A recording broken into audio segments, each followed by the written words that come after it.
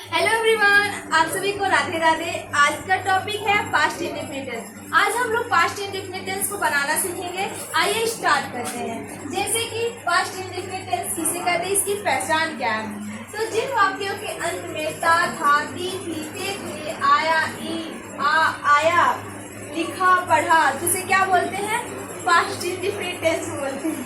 तो जो इसके लास्ट में अगर ये सब आते हैं तो उसे क्या बोलते हैं, पास्ट इंडेफिनिट टेंस बोलते हैं। उसी रूल जैसे उसे लगाते हैं कि उसके सूत्र क्या है, उसकी फॉर्मूलाज क्या है। पहले सब्जेक्ट प्लस वर्ब का थर्ड फॉर्म प्लस ऑब्जेक्ट, ठीक है, इस टाइप से। तो दे दिया है कि वे, इसका एग्जाम्पल अगर हम लगाएंगे तो जैसे वे यहाँ आए, तो वे यहाँ आए, तो ये जब सिंपल रहेगा, अगर ये सिंपल है तो इसमें जो अगर वो निगेटिव नहीं रहेगा तो इसमें जो मेन वर्ड है वर्ब का थर्ड फॉर्म का लगाएं, तो थर्ड फॉर्म लगाएंगे। और जो अगर वो ही निगेटिव और इंट्रोगेटिव रहेगा तो उसमें जैसे प्रेजेंट इंडेफिनिट में हम यूज़ करते थे कि उसमें वर्ब का फर्स्ट फॉर्म यूज़ करते थे, ठीक है।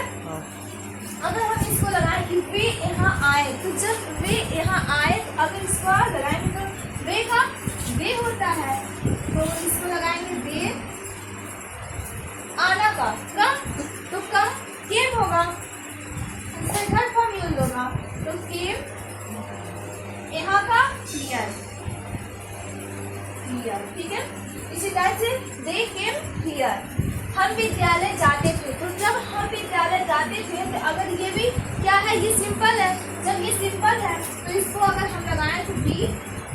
जाना का वो, इसमें कौन सा फॉर्मूला वेंट लगेगा, तो अगर इसको हम लगाएं be went, went to school, ठीक है। मैं उसे नहीं पीटा। अब देखो, मैं उसे नहीं पीटा, अब इसमें आ गया ना निगेटिव आ गया। तो जब ये निगेटिव आ गया तो इसमें जो वर्ब है उसको हम फर्स्ट फॉर्म यूज करेंगे। बस हम जो मतलब सिंपल रहता है उस पास्ट इंडेफिनिट में, उसमें बस हम किसका वर्ब का किसका फॉर्म यूज करेंगे, वर्ब का सेकेंड फॉर्म यूज करेंगे, ठीक है। तो अगर हम इसको बनाएंगे, जैसे कह दिया मैं उसे नहीं पीटा, तो जब मैं उसे नहीं पीटा तो अगर बनाए तो आई डिड नॉट, पीटना का भी, ठीक है, मैं उसे नहीं पीटा। बच्चे ने फुटबॉल नहीं खेला, जब बच्चे ने फुटबॉल नहीं खेला, फिर इसी तरह से अगर नॉट रहेगा तो उसमें वर्ब का फर्स्ट फॉर्म रहेगा। चिल्ड्रेन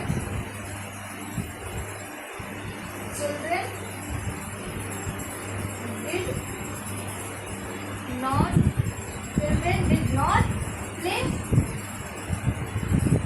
क्या खेला, फुटबॉल,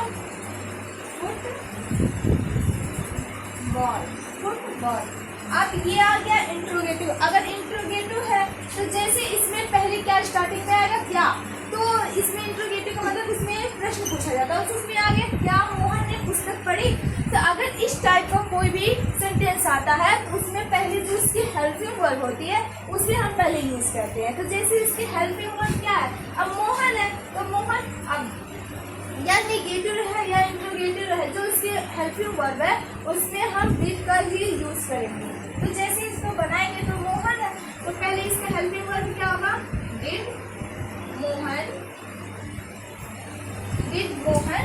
अब पढ़ना का रीड होता है, रीड।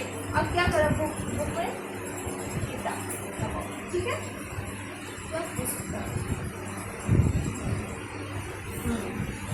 यहाँ पे प्रश्नवाचक से बना देंगे।